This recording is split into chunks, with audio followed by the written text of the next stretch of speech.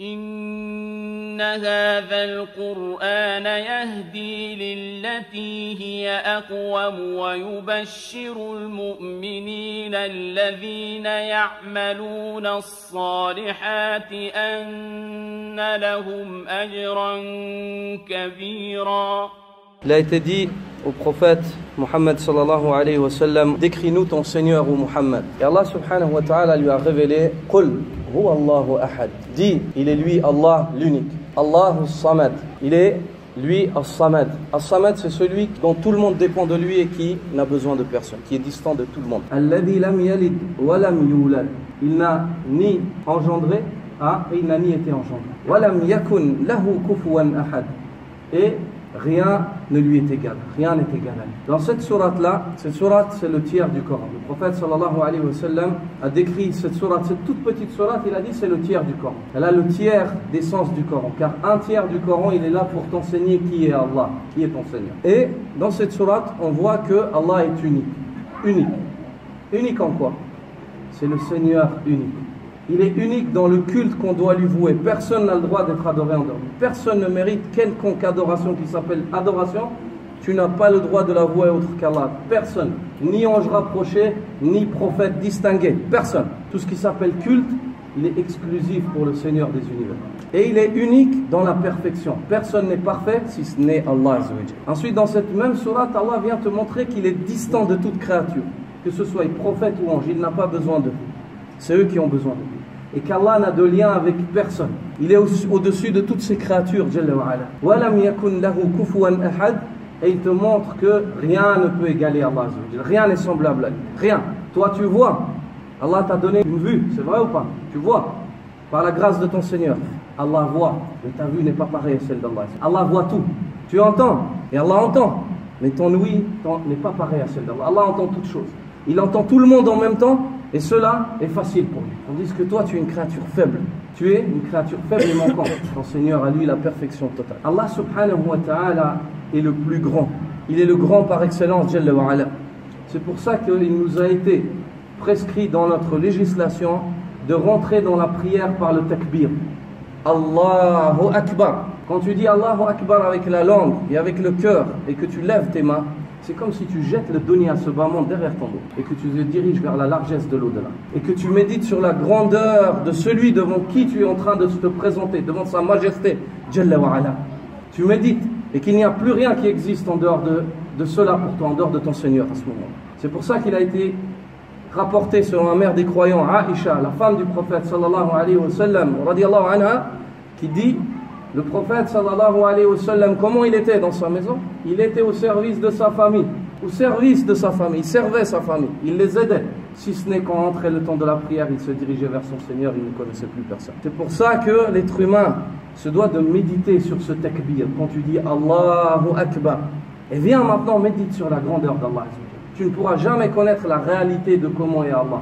Jamais. Même d'y réfléchir, c'est une perversité.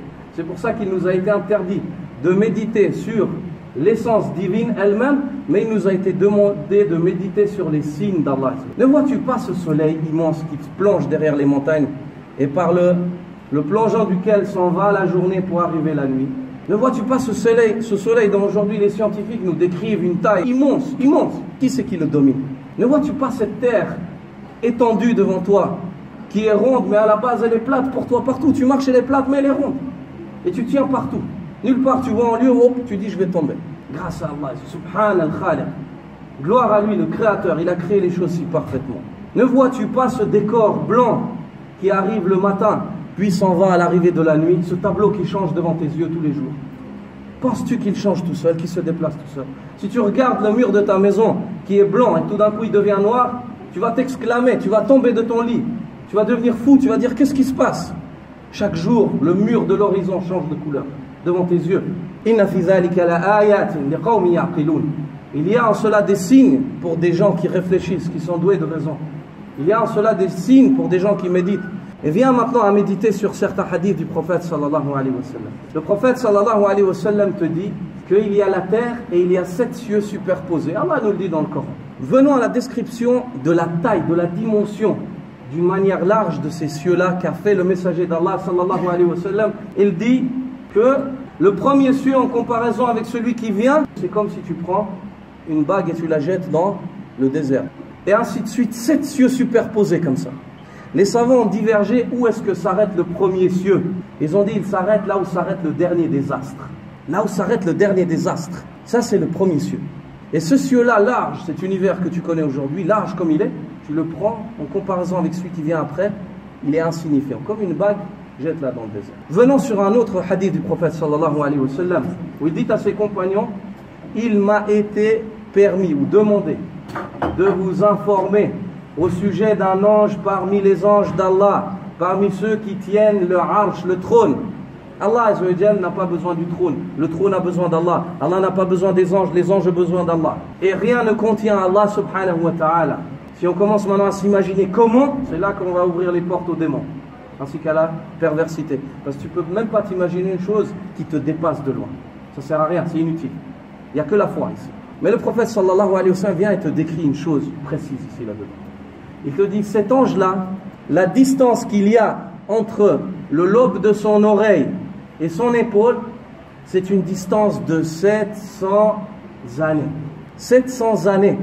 Pour parcourir cette distance-là, il faudrait qu'un oiseau vole 700 ans pour arriver depuis le lobe de l'oreille. Et on voit que les anges ont des oreilles aussi, dans ce hadith-là.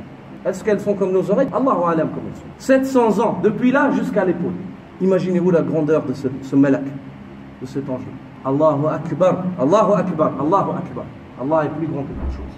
Imaginez-vous la description de l'ange Gabriel quand il est venu au prophète sallallahu alayhi wa sallam. Le prophète sallallahu alayhi wa sallam dit, il n'y avait pas un lieu dans l'horizon où je regardais que si ce n'est que je le voyais. Il a couvert tout le ciel. Il n'y avait plus de place, plus de vide.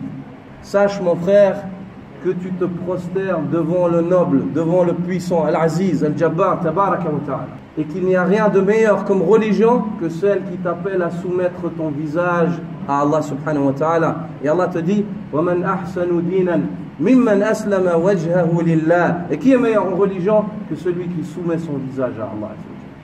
La chose la plus chère que tu as, tu la soumets à Allah.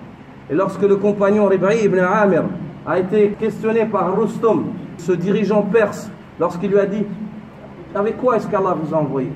Il lui a répondu, il a dit, Allah nous a envoyé avec la religion de vérité, afin d'être la cause par laquelle les gens sortiront du culte des gens vers le culte du Seigneur des gens. Médite quand tu te mets devant Allah pour le takbir, médite au sujet de ces choses-là. Lutte contre ton âme afin de te rappeler. وَذَكِّرْ فَإِنَّ ذِكْرَى تَنْفَعُ الْمُؤْمِنِينَ. Rappelle car le rappel profite aux croyants. سبحانك اللهم بحمدك أشهد ولا إله إلا أنت أستغفرك وأتوب إليك. جزاك الله خيرا. من اهتدى فإنما يهتدي لنفسه ومن ضل فإنما يضل عليها ولا تزر وازرة وزر أخرى وما كنا معذبين حتى نبعث رسولا